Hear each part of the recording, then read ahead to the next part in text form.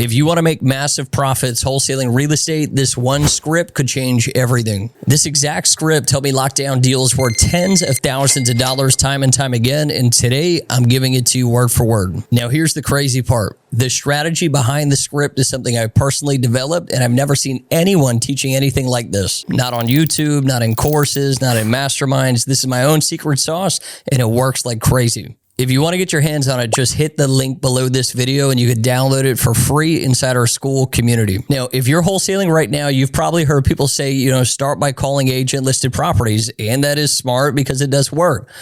But here's the catch. Most investors have no clue what to say. They freeze, they ramble, they sound like rookies, and then the deal just vanishes. But when you know exactly what to say and how to say it, that's when the money starts pouring in. So let's get into it. So looking at the script, again, this is our Zillow agent script. This is for on-market properties. Now, there's a lot of importance behind the questions in here, so let's break it down. So the first thing that we're looking at is her introduction, right? And so that's just, hey, my name's Eric. I'm looking to speak to the agent of 123 Main Street. They'll say yes. I said, I came across the property on Zillow. Just want to see if it's still going, still for sale. They might tell you something like, oh, we got other offers that we're looking at, whatever. Now, number three, like I said, my name's Eric. I work with the local investor. We do some fix and flips, rentals as well. Now, the importance to this, if you catch this, I work with a local investor. This is great to say when you're a newbie wholesaler, right? It's very easy for agents to sniff you guys out if you're brand new. So if you say that you work with the local investor, if any questions come up that you don't know, you get stumped on, at least you set the expectation that you're not the main guy and you can just tell them, hey, let me get back to you on that. Now, number four is there anything wrong with the property that I can't see in the photos?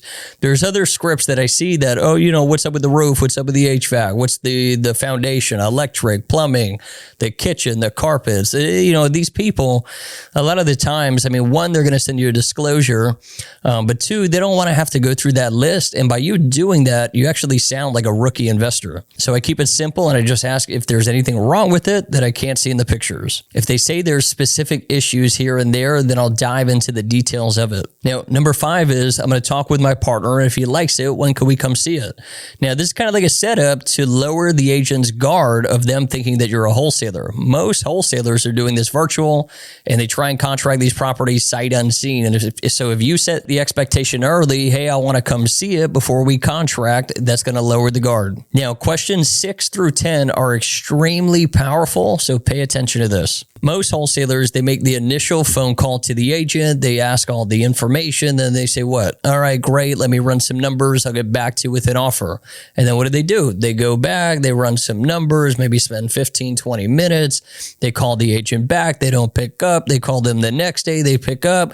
They drop the offer. And the agent says, no, that's too low. That's not going to happen. And you just wasted 15, 20 minutes, maybe a day or two, trying to get them back on the phone to get an answer. So what we want to do to save a ton of time is we're going to ask them their opinion of what the property's worth when it's fully updated. So, hey, John, what do you think this thing's worth fully updated? Now, if they say they don't know, force them, right? What do you think it's worth? Just give me your best guess. You could also spit out your rough number. Just look at this estimate, spit it out. Hey, I was thinking maybe around 300,000. And, if you're wrong, if that's not really the ARV, they're going to be quick to correct you. No, you could probably get, around mid fours. Oh, okay. I thought you didn't know. So, you might have to get a little creative to flush out what they think the after repair value is. Once you get that, we're going to ask them what everybody is saying it's going to cost to renovate the property. So, hey, John, what do you think, or what's everybody saying it's going to cost to fully update it?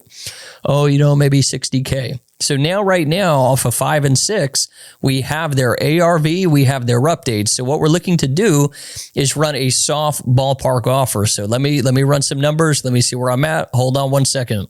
So we put them on a hold. And then what we're doing is we're going to drop it on them, drop that ballpark offer. So, hey, John, based on the after repair value, the cost of updates that we discussed, I'd probably have to be around 110 for a cash deal. Now, the key here is really in question number 10.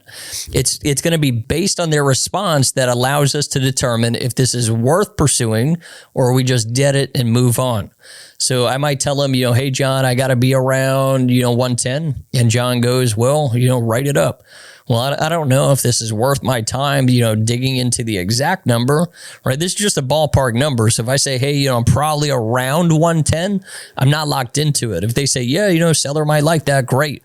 Let me run some numbers. I'll see exactly where I got to be at. If they say something like, just write it up, well, we don't really know, not enough clarity. And so that's why you could ask number 10, right? Well, let me ask you, John, am I wasting my time submitting this? Yeah, probably. There was offers higher than you and those got turned down too. All right, great. So I'm not going to waste 20, 30 minutes running numbers and then trying to get this guy back on the phone. I'm just going to move on. And then obviously you have the positive response. Yeah, that sounds good. And I would still ask number 10. So you don't think I'm wasting my time submitting this? No, man, go for it. I think you got a good shot. So again, questions 6 through 10 will save you a ton of time on the phone. Now, so if we do get a negative response, we can try and sell them, right? And so that would go into 10 too, and when it comes to negotiating and selling people, you can't really script it. This is just kind of like the diving board to jump from, and then you're going to end up in an open negotiation. Again, that's your skills to negotiate a deal. So if we ask on number 10, am I wasting my time? He says, yeah, probably ain't going to happen. Then we go to 10-2. So, John, right now, the problem is if I pay that 180 that you guys want and then I put 60 into the rehab, after I sell it, for 320, 2 sets of closing costs, holding costs, commissions, after all that, I basically break even. There's no way to make sense of that, right? So this is a little bit of a diving board to get into an open negotiation. But again, once you're in open negotiation world, it's on your skills to put that together. If you can't make a cash deal work, then you flow right into seller finance, right? So, look, with where they're at in the price, it's just not going to work for us buying it outright. The only way I could pay that 220 they want is if maybe we get a little creative. I mean, do you know how much they owe roughly on the mortgage? Yeah, I think they owe like, 110. All right, awesome. Let me ask you, would they consider seller financing if we agreed to the price at 210? Yeah, they might be open to that. All right, great. Let me run some numbers and I'll get back to you, right? So when cash doesn't work, we pivot right into creative finance. Now, let me just give you a little bit of insight as to why these questions are in this order. So I like to start with not asking if they're open to seller finance, but asking if they would get a little creative, right? And then we ask them how much is owed on the mortgage. The reason we want to do this first is because if I ask if they're open to seller finance first and they say no, then it's going to be a lot harder for me to be like, well, what's their mortgage balance, right? But if I go a little vague, hey, maybe we can do something creative, how much they owe on the mortgage? Oh, they owe like 210. That allows us to then be able to identify the equity gap. And if they, the next question, if we ask, well, would they be open to seller finance? And they say no, well, at least we were able to identify the equity gap and determine if subject to is an option, right? Cash them out of the equity, subject to the debt. So that's kind of the thought process behind that order. So there you guys have it, a super simple and powerful script. Again, if you guys want to access it, it's in our school community. I'll put the link below the video. If you guys have questions, put them in the comments. If you're new to the channel, hit that subscribe button, and I'll see you guys in the next one. Peace.